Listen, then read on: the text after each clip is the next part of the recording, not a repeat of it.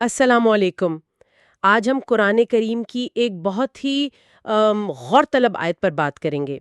سورۃ البقرہ کی آیت نمبر 96۔ اس آیت میں ایک خاص گروہ کا ذکر ہے اور ان کی دنیا کی زندگی سے شدید محبت کا۔ ہمارے پاس قرآن کی آیت ہے، اس کا ترجمہ اور تفسیر کا کچھ حصہ بھی ہے، تو کوشش ہوگی کہ اس گہرائی میں جا کر کچھ اہم باتیں سمجھ سکیں۔ چلیں پہلے آیت سن لیتے ہیں۔ اعوذ باللہ من الشیطان الرجیم، بسم اللہ الرحمن الرحیم۔ وَلَتَجِدَنَّهُمْ أَحْرَصَ النَّاسِ عَلَىٰ حَيَاةٍ وَمِنَ الَّذِينَ أَشْرَكُوا يَوَدُّ أَحَدُهُمْ لَوْ يُعَمَّرُ أَلْفَ سَنَةٍ وَمَا هُوَ بِمُزَحْزِحِهِ مِنَ الْعَذَابِ أَن يُعَمَّرَ وَاللَّهُ بَصِيرٌ بِمَا يَعْمَلُونَ۔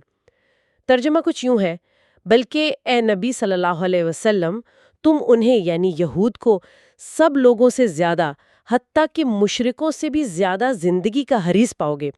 ان میں سے ہر کوئی چاہتا ہے کہ کاش اسے 1000 سال کی عمر دی جائے، حالانکہ یہ لمبی عمر اسے عذاب سے ہرگز دور نہیں کر سکتی، اور جو کچھ وہ کر رہے ہیں اللہ اسے خوب دیکھ رہا ہے۔ سب لوگوں سے زیادہ حریص، اور پھر خاص طور پر مشرکوں سے بھی زیادہ۔ یہ تھوڑی حیران کن بات نہیں؟ جی بالکل، یہ واقعی چونکا دینے والی بات ہے، اور تفسیر اسی نقطے کو کھولتی ہے۔ دیکھیں، مشرکین جو ہیں وہ تو آخرت پر، حساب کتاب پر، جنت دوزخ پر یقین نہیں رکھتے، تو ان کا دنیا سے چپٹے رہنا، اس کی حرص کرنا، یہ تو ایک طرح سے سمجھ میں آتا ہے۔ ان کے پاس بس یہی زندگی ہے۔ ہاں، ان کی منطق تو یہی ہوگی۔ بالکل، لیکن یہاں جن یہود کا ذکر ہے وہ تو اہل کتاب تھے، توحید، آخرت، جزا سزا، ان سب پر ایمان رکھتے تھے۔ تو تفسیر یہ کہتی ہے کہ ان کا مشرکوں سے بھی بڑھ کر دنیا کا حریص ہونا یہ ظاہر کرتا ہے کہ یا تو ان کے دل میں آخرت کے عذاب کا وہ حقیقی ڈر نہیں تھا جو ہونا چاہیے تھا، یا وہ جان بوجھ کر اس حقیقت سے آنکھیں چرا رہے تھے۔ تو علم تو تھا، لیکن عمل اس کے بالکل الٹ، اسی لیے ان کی یہ حرص زیادہ بری سمجھی گئی۔ یہ تو واقعی ایک عجیب تضاد ہے، علم اور عمل میں اتنا فرق۔ اچھا، پھر آگے آیت میں ذکر ہے 1000 سال جینے کی خواہش کا۔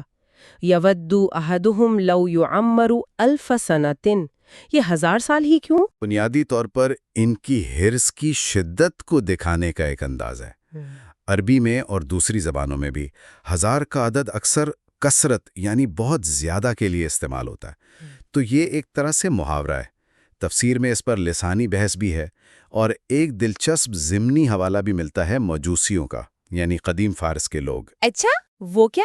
وہ جب ایک دوسرے کو سلام کرتے تھے یا دعا دیتے تھے تو کہتے تھے 1000 سال جیو۔ تو ایک قول یہ ہے کہ شاید اس طرف بھی اشارہ ہو کہ ان کی خواہش کے انتہا بس یہی تھی، لمبی سے لمبی دنیاوی زندگی۔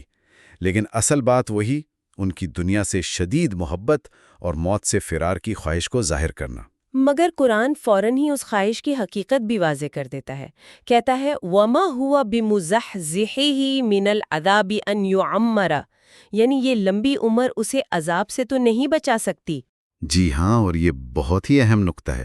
تفسیر اس کو یوں واضح کرتی ہے کہ دنیا کی زندگی چاہے 1000 سال کی ہی کیوں نہ ہو، آخرت کی ہمیشہ کی زندگی کے سامنے تو کچھ بھی نہیں، پلک جھپکنے کے برابر بھی نہیں۔ تو اگر کسی کے اعمال ایسے ہیں کہ وہ عذاب کا مستحق ہے، تو دنیا میں 2 دن یا 1000 سال زیادہ جی لینے سے وہ عذاب ٹلنے والا نہیں۔ بلکہ ایک اور پہلو بھی ہے جو مفسرین نے نکالا ہے، وہ یہ کہ اگر لمبی عمر گناہوں میں گزر رہی ہو، اللہ کی نافرمانی میں، تو وہ تو الٹا عذاب میں اضافے کا باعث بنے گی۔ بالکل صحیح کہا آپ نے۔ تو وہ عمر عذاب کو کم نہیں کرے گی، بلکہ گناہوں کے بوجھ کو اور بڑھا دے گی۔ تو یہ خواہش نہ صرف بیکار ہے بلکہ خطرناک بھی ہو سکتی ہے۔ آیت کا اختتام بھی بڑا معنی خیز ہے، واللہ بصیر بما یعملون، اور جو کچھ وہ کر رہے ہیں اللہ اسے خوب دیکھ رہا ہے۔ بظاہر سادہ سی بات لگتی ہے، جی، لیکن بہت گہری ہے۔ یہ ایک مستقل یاد دہانی ہے کہ انسان کچھ بھی کر لے، کوئی بھی نیت دل میں رکھ لے، اللہ سے وہ چھپا نہیں سکتا۔ وہ ظاہر کو بھی جانتا ہے، باطن کو بھی۔ تفسیر میں اس سلسلے میں وہ حضرت عمر رضی اللہ عنہ اور کچھ یہودیوں کا ایک مکالمہ بھی نقل ہوا ہے۔ اچھا، وہ سنائیے ذرا۔ جی، جب حضرت عمر نے ان سے پوچھا کہ تم لوگ نبی آخر الزمان صلی اللہ علیہ وسلم کو کیوں نہیں مانتے، حالانکہ تم انہیں پہچانتے ہو، تو انہوں نے عجیب بہانہ کیا، کہنے لگے کہ فرشتوں میں سے جبرائیل علیہ السلام ہمارے دشمن ہیں کیونکہ وہ عذاب اور جنگ وغیرہ لے کر آتے ہیں۔ میکائیل علیہ السلام ہمارے دوست ہیں، وہ بارش اور رحمت لاتے ہیں۔ چونکہ وہی جبرائیل آتے ہیں اس لیے ہم اس نبی کو نہیں مانتے۔ اب یہ بظاہر ایک عقیدے کی بات لگتی ہے، مگر اصل میں یہ ٹالنے کا ایک بہانہ تھا۔ بالکل، یہ ان کے اصل محرکات، ان کے ہیلے بہانوں کی ایک مثال تھی جنہیں اللہ خوب جانتا تھا۔ تو آیت کا یہ آخری حصہ واللہ بصیر بما یعملون اسی طرف اشارہ ہے کہ تمہارے یہ سارے بہانے، تمہاری یہ ساری چالیں اللہ کی نظر میں ہیں۔ تو اگر ہم پوری بات کو سمیٹیں تو یہ آیت دنیا کی زندگی کی حرص پر ایک بہت گہرا تبصرہ ہے، خاص طور پر ان لوگوں کی حرص جو علم رکھتے ہوئے بھی آخرت سے غافل ہیں۔ یہ لمبی عمر کی خواہش کی بے معنویت کو واضح کرتی ہے اور اللہ کے علم اور اس کی پکڑ کی یاد دہانی کراتی ہے۔ اس میں ایک بہت بڑا سبق یہ بھی ہے جو آپ نے بھی پہلے اشارہ کیا کہ صرف جاننا یا ماننے کا دعویٰ کرنا کافی نہیں، اصل چیز تو عمل ہے، کردار ہے۔ علم اور عمل میں ہم آہنگی ہونی چاہیے۔ اور آخر میں ایک بات جو یہ آیت سوچنے کے لیے چھوڑ جاتی ہے وہ یہ کہ کسی حقیقت کو جاننا یہ ایک سطح ہے، اور اس جاننے کو، اس علم کو اپنی زندگی کی ترجیحات، اپنے فیصلوں اور اپنے روزمرہ کے اعمال پر اثر انداز ہونے دینا یہ دوسری سطح ہے۔ ان دونوں میں جو تعلق ہے نا، یہ کیسے بنتا ہے، کیسے مضبوط ہوتا ہے، اور کیوں کبھی کبھی کمزور پڑ جاتا ہے یا ٹوٹ جاتا ہے، یہ ایک سوال ہے جس پر ہم سب کو غور کرنا چاہیے۔ بالکل، بہت اہم نکتہ ہے یہ غور و فکر کے لیے۔ بہت شکریہ، آج کی گفتگو بہت مفید رہی۔ شکریہ۔